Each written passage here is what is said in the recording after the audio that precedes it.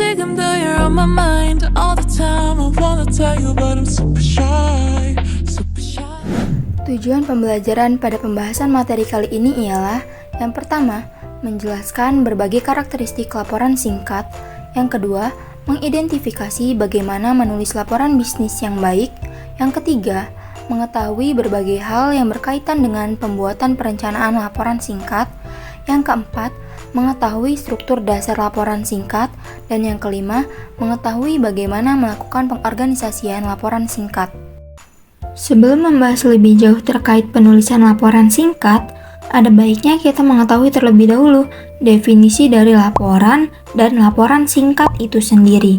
Yuk simak videonya. Sebenarnya apa sih laporan itu? Laporan merupakan suatu bentuk penyampaian berita, keterangan, pemberitahuan, ataupun pertanggungjawaban baik secara lisan maupun secara tertulis. Sedangkan laporan singkat merupakan dokumen ringkas yang menyajikan informasi penting atau ringkasan tentang suatu topik, kejadian, atau proyek. Karakteristik laporan singkat, apa aja sih karakteristik laporan singkat itu? Jadi, laporan singkat memiliki beberapa karakteristik, di antaranya yang pertama, laporan singkat memuat materi pendukung yang relatif sedikit. Hal tersebut bertujuan untuk menciptakan komunikasi yang efektif. Yang kedua, bentuk laporan singkat dapat berbentuk memo ataupun bentuk surat yang terdiri dari 1 atau 2 halaman. Hal tersebut yang menyebabkan laporan singkat dalam dunia bisnis jarang dilengkapi dengan yang namanya preliminary parts, seperti lembar halaman, judul, surat pengantar, daftar isi, dan rangkuman atau abstrak. Oleh karena itu, laporan singkat lebih menekankan pada bagian tubuh atau bodi laporan yang mencakup pembuka, hasil temuan, bahasan, dan bagian penutup. Selain itu, laporan singkat juga memungkinkan penggunaan beberapa elemen penting dalam suatu laporan formal. Di antaranya, yang pertama, penggunaan gaya penulisan pribadi yang menggunakan gaya penulisan orang pertama atau kedua. Yang kedua, penggunaan grafik untuk lebih menekankan penulisan sehingga dapat mudah dimengerti. Yang ketiga, penulisan judul dan subjudul dalam tubuh laporan. Dan yang terakhir, atau yang keempat, yaitu penggunaan format memo ataupun format surat. Membuat laporan bisnis yang baik. Penyusunan laporan bisnis bukanlah hal yang baru dan sudah menjadi kegiatan rutin yang harus dilakukan setiap waktu, baik secara periodik maupun insidental. Laporan bisnis yang dibuat oleh suatu organisasi sangat diperlukan untuk berkomunikasi baik dengan pihak internal maupun eksternal organisasi. Ada kalanya, suatu laporan mengalir dari pucuk pimpinan ke bawahan sebagai pertanggungjawaban terhadap berbagai keputusan atau kebijakan yang telah dilaksanakan oleh suatu organisasi. Namun, ada kalanya suatu laporan mengalir dari bawahan ke pucuk pimpinan sebagai alat untuk memantau kegiatan-kegiatan yang dilakukan oleh unit-unit atau departemen-departemen yang ada dalam suatu organisasi. Pada umumnya, apabila orang-orang atau pelaku bisnis berbicara tentang laporan, mereka berpikir bahwa laporan yang dibuat adalah laporan tertulis yang secara objektif mengomunikasikan berbagai informasi penting tentang berbagai aspek bisnis. Namun, tidak menutup kemungkinan bahwa laporan bisnis dapat pula disampaikan dalam bentuk lisan. Meskipun suatu laporan memiliki berbagai variasi atau jenis, paling tidak laporan bisnis yang baik mencakup 3 hal, yaitu yang pertama, informasinya akurat, yang kedua, isinya menunjukkan pertimbangan penulis yang baik, dan yang ketiga, format, gaya, dan organisasinya sesuai dengan kebutuhan.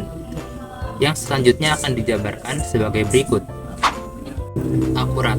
Hal yang pertama yang perlu dilakukan oleh seorang penulis laporan bisnis adalah bagaimana mengatakan suatu kebenaran. Sayangnya, menyampaikan suatu kebenaran bukanlah hal yang mudah. Beberapa hal berikut ini akan dapat membantu mengatasi kemungkinan terjadinya distorsi. Yang pertama, menjelaskan fakta atau peristiwa yang terjadi secara konkret. Cobalah untuk lebih spesifik dalam menyebutkan suatu perkembangan bisnis. Yang kedua, melaporkan semua fakta yang relevan. Semua fakta yang relevan, baik itu yang mendukung teori Anda maupun yang bertentangan dengan teori Anda, sudah seharusnya dicantumkan dalam suatu laporan. Yang ketiga, menempatkan fakta yang ada dalam suatu perspektif. Yang keempat, memberikan bukti-bukti terhadap kesimpulan yang Anda buat. Anda tidak akan dapat mengharapkan pembaca Anda untuk memahami kesimpulan yang Anda buat, tetapi Anda dapat memberikan bukti-bukti pendukungnya. Yang kelima, menyajikan hanya bukti yang valid dan mendukung kesimpulan Anda. Anda perlu melakukan pengecekan terhadap fakta yang Anda temukan dari sumber-sumber yang dapat Anda percaya. Di samping itu, juga hindari data yang dapat mengaburkan kesimpulan yang Anda buat. Yang keenam, menjaga bias pribadi Anda dalam suatu laporan. Meskipun Anda memiliki perasaan emosional yang kuat terhadap suatu laporan, cobalah untuk tetap menjaga perasaan tersebut terhadap pemilihan kata-kata. Keputusan yang baik. Karena laporan bisnis merupakan dokumen resmi yang dibaca oleh masyarakat luas, sudah sepantasnya untuk tetap menjaga etika bisnis. Hindari kata-kata atau pendapat yang dapat menyinggung, menyerang, menjelek-jelekan Anda atau lawan bisnis. Di lain pihak, pembaca akan senang membaca suatu laporan yang mencakup 5 hal berikut ini. Yang pertama, adanya ide pokok pada permulaan suatu laporan. Yang kedua, melihat fakta-fakta yang tersedia. Yang ketiga, menerima uraian atau cerita secara menyeluruh. Yang keempat, menggunakan bahasa yang mudah dipahami. Dan yang kelima, mempelajari sesuatu yang dapat membuat pekerjaan atau tugas-tugas mereka menjadi lebih mudah. Format, gaya, dan organisasi yang responsif atau sesuai dengan kebutuhan. Sebelum menulis, Anda harus memutuskan apakah akan menggunakan format surat, memo, atau manuskrip. Apakah menggunakan gaya informal atau formal.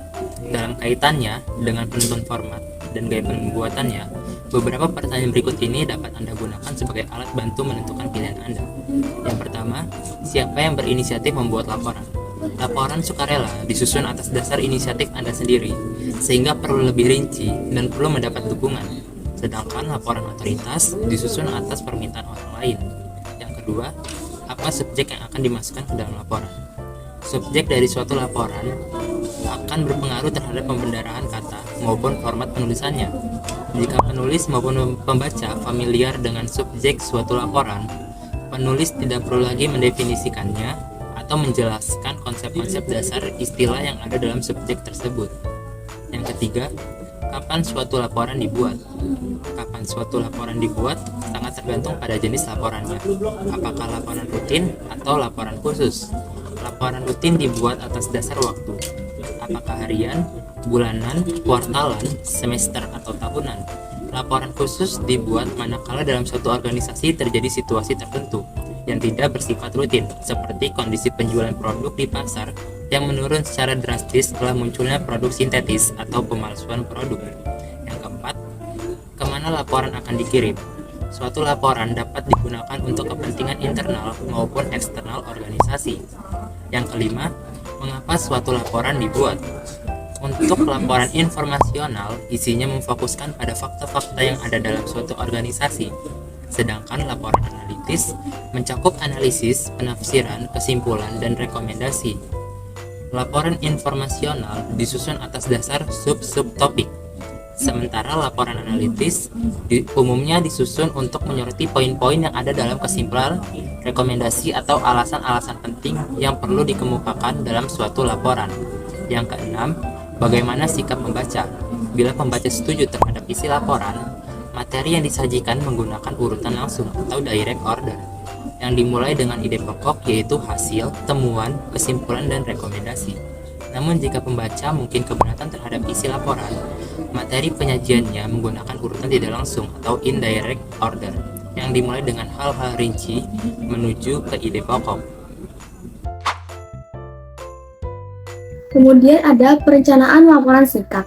Dalam merencanakan suatu laporan singkat, ada beberapa hal yang perlu diperhatikan, antara lain audiens, tujuan, dan subjek laporan. Masing-masing elemen akan mempengaruhi format dan panjang, gaya, serta organisasi suatu laporan. Ada beberapa format laporan yang dapat dipilih oleh penulis, antara lain yang pertama ada preprint. Ini adalah bentuk sebelum dicetak, pada dasarnya digunakan untuk mengisi laporan yang kosong. Kebanyakan laporan preprint relatif pendek, sekitar 5 atau kurang dari 5 halaman dan berkaitan dengan informasi rutin. Contohnya adalah laporan otoritas. Yang kedua ada surat. Format surat dapat digunakan untuk laporan yang jumlah halamannya 5 atau kurang dari 5. dan ditunjukkan kepada pihak luar organisasi. Laporan tersebut mencakup semua bagian surat dan dilengkapi dengan judul, catatan kaki, tabel, dan juga gambar. Kemudian yang ketiga ada memo. Memo merupakan format yang paling umum untuk laporan singkat yang digunakan untuk kepentingan pihak internal suatu organisasi. Memo mencakup beberapa hal berikut, yaitu ada tanggal, kepada, dari, dan juga subjek. Kemudian yang keempat ada manuskrip. Laporan ini terdiri atas beberapa halaman sampai ratusan halaman yang memerlukan pendekatan formal. Karena panjangnya, format manuskrip memerlukan lebih banyak komponen, baik sebelum teks maupun setelah teks. Penentuan struktur dasar. Selain memutuskan format dan panjangnya suatu laporan, kita juga harus memutuskan struktur dasar laporan. Ada 3 masalah yang muncul dalam menentukan struktur dasar, yaitu yang pertama, informasi apa yang seharusnya dimasukkan.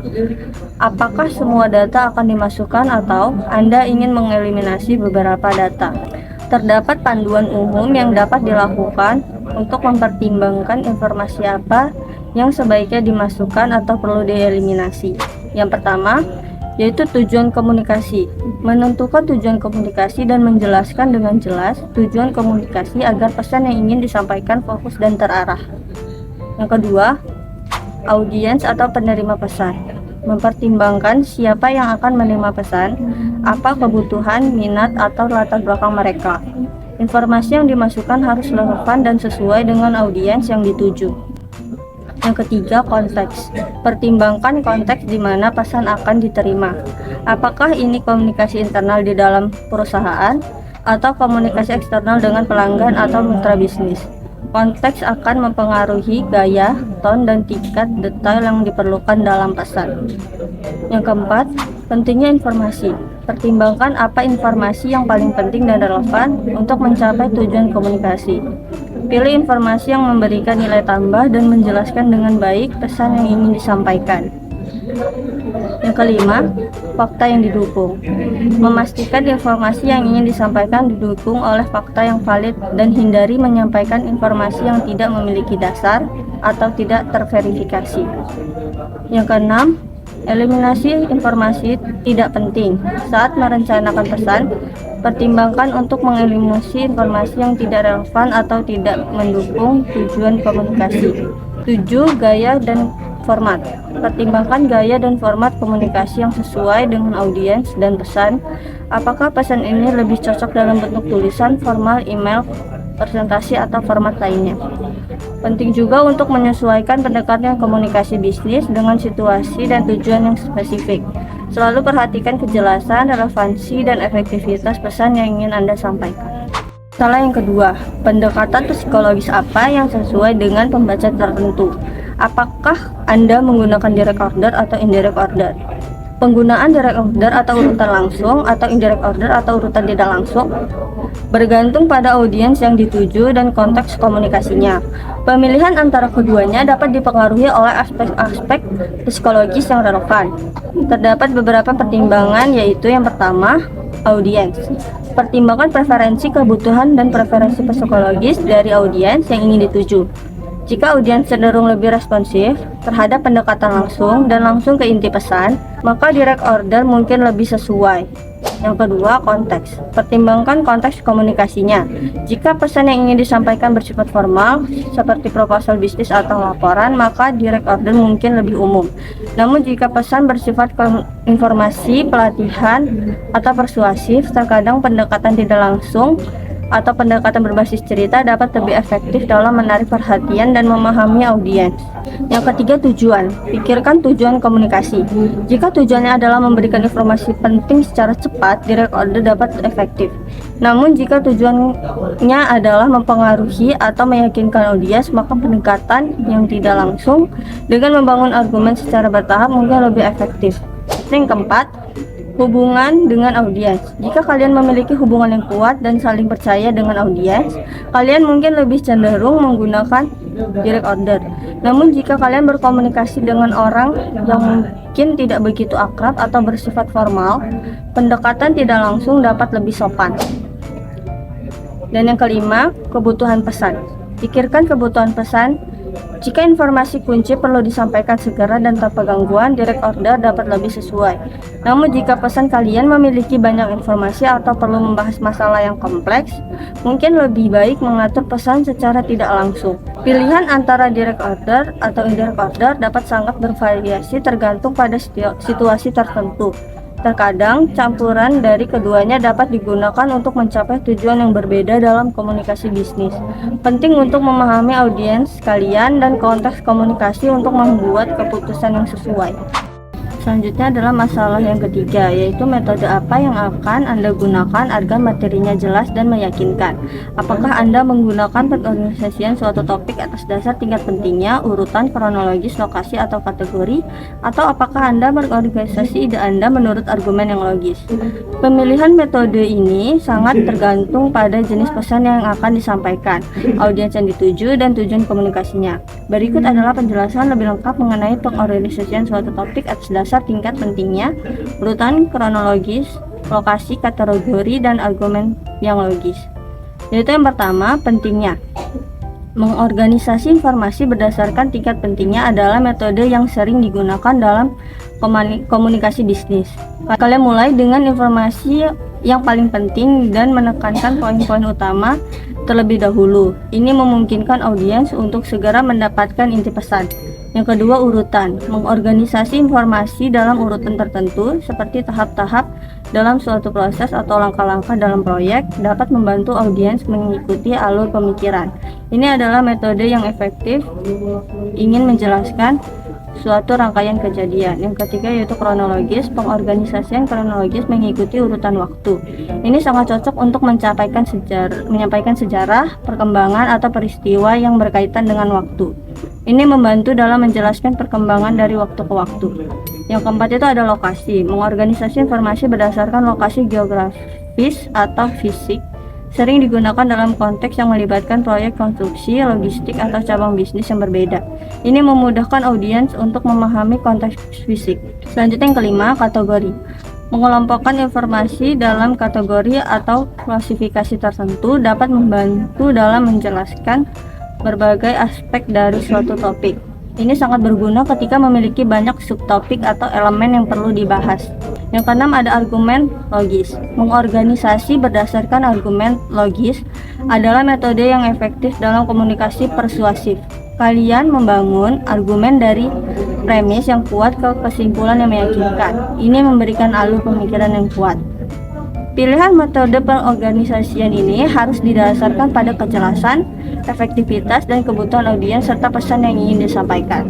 Terkadang campuran metode juga dapat digunakan untuk mencapai tujuan yang berbeda dalam pesan bisnis. Pastikan untuk merencanakan dan merancang pesan dengan baik agar audiens dapat dengan mudah memahami dan meresponsnya. Pengorganisasian laporan singkat.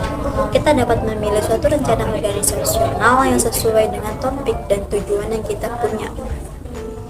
Yang pertama ada pengorganisasian memo dan juga laporan informasional. Laporan informasional memiliki satu tujuan dasar, yaitu menjelaskan sesuatu dengan istilah yang tegas.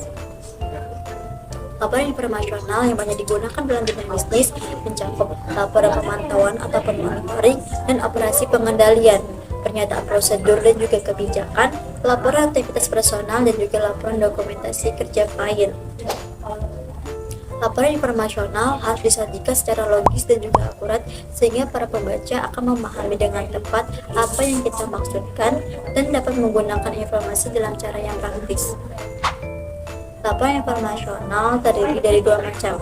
Yang pertama adalah laporan periodik ataupun berkala.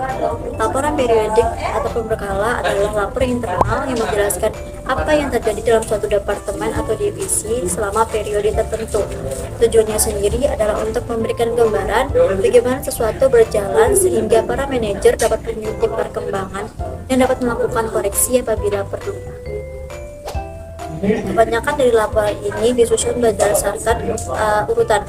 Urutan yang pertama yaitu peninjauan atas tanggung jawab rutin.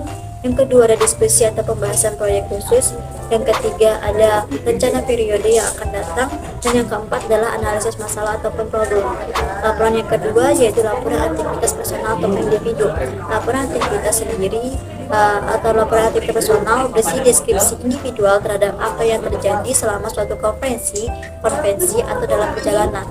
Laporan ini dimaksudkan untuk menginformasikan kepada manajemen tentang setiap informasi penting atau keputusan yang dapat diambil.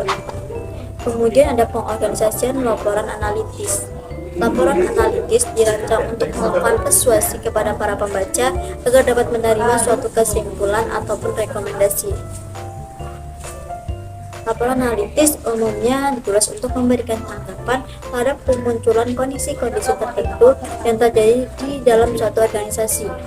Laporan tersebut dirancang untuk memberikan pedoman ataupun penuntun kepada para pembaca terhadap suatu keputusan. Laporan analitis dapat berbentuk 3 macam. Yang pertama adalah laporan justifikasi, yang kedua adalah usulan bisnis baru di luar klien, dan yang ketiga adalah laporan troubleshooting. Wah, ternyata banyak sekali ya pengetahuan terkait penulisan laporan singkat. Dan tidak terasa, ternyata kita sudah sampai di penghujung video. Kami harap apa yang telah kami jelaskan dapat tersampaikan dengan baik kepada teman-teman sekalian. See you in the next video guys. Bye-bye.